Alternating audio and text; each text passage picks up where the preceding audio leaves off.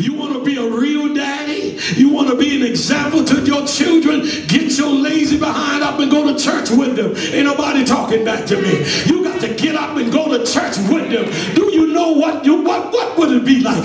Listen, my daddy didn't go to church. My daddy wasn't one that went to church.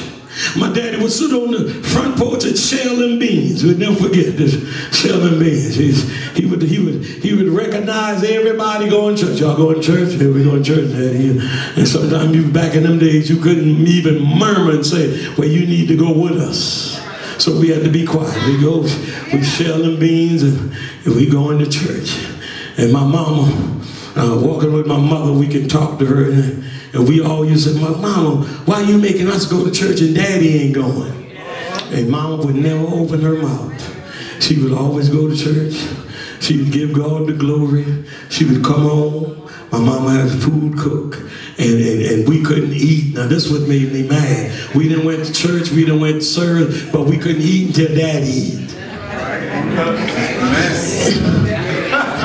Then I got of age in the 10th grade. I said, Mama, man, we done been to church. You done drug us on that doggone road. And then we got to wait till Daddy to eat. Daddy didn't go to church. And the next thing I know, her hand was in my mouth. Right there. Shut your mouth.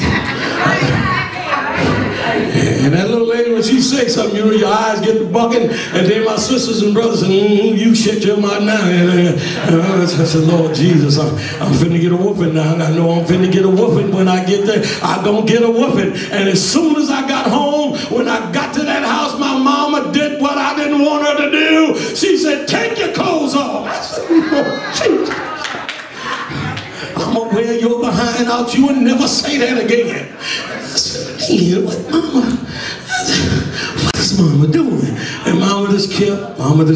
Daddy kept shelling the beans.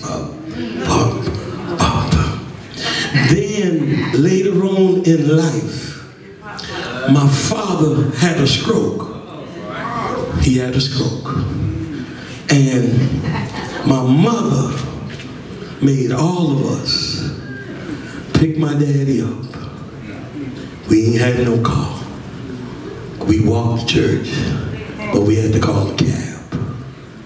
And we put my daddy in the cab. My daddy went to church.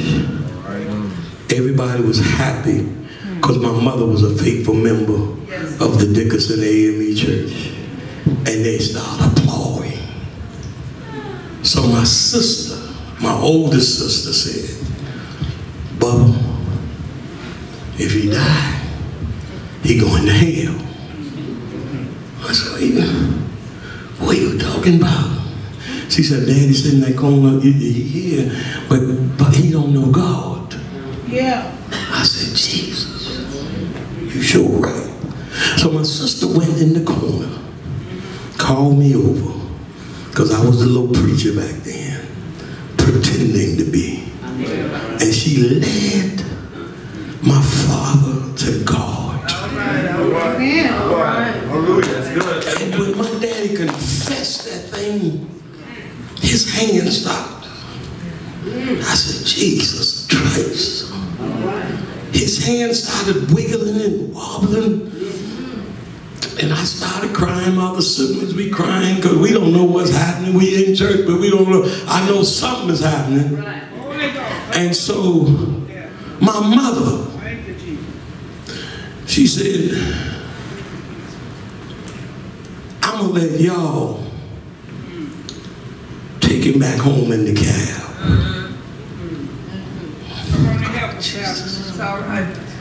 I got to have a talk with God. God, Jesus. And you can get a few feet from my house. If somebody's coming, because we lived in the alley, if somebody was coming down the alley and they singing or talking, if you on my front porch, you can hear them. Yeah. So we got my father back home, and I said, y'all put him on the front porch, man. Let's put him on the front porch. Is what he like. We put him on the front porch. And we were all sitting there because we siblings. We know, you know, we don't know when Daddy gonna leave here, but we know. And so we sitting there on the front porch with Daddy. And here comes this voice down the alley. I know the Lord will make a way. Oh, yes, He will.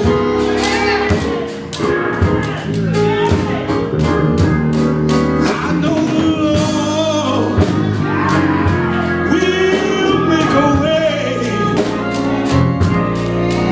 Yes, He will.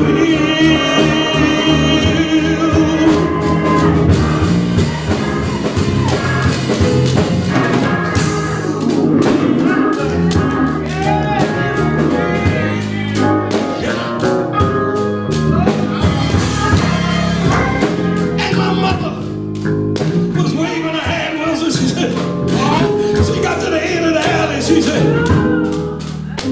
children, ooh, Lord, He's making a way right now.